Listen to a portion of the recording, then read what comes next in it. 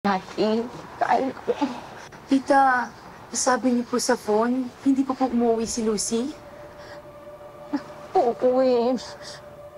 Nag-aalala na nga ako kasi pag-uwi ko from night shift kagabi, hindi ko na siya inabutan dito.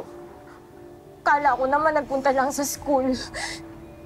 Pero sabi niyo, diba wala siya sa klase, kaya kinabahan na ako talaga eh.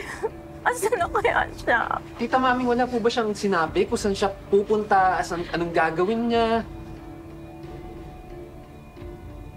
Pupunta daw siya sa bahay mo.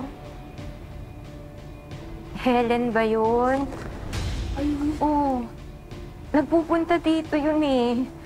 Nag-aaral sila pero sabi nila para maiba naman daw. Doon naman sila mag-aaral sa bahay ni Helen.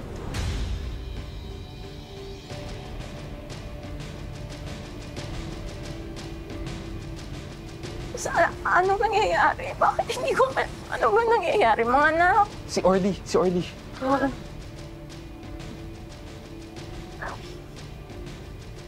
Teka lang po ah.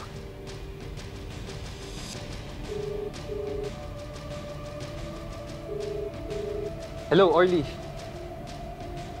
Kailangan ko ng tulong mo.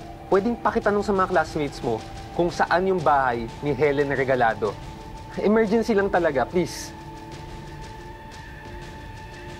Okay, salamat. Balikan mo ako.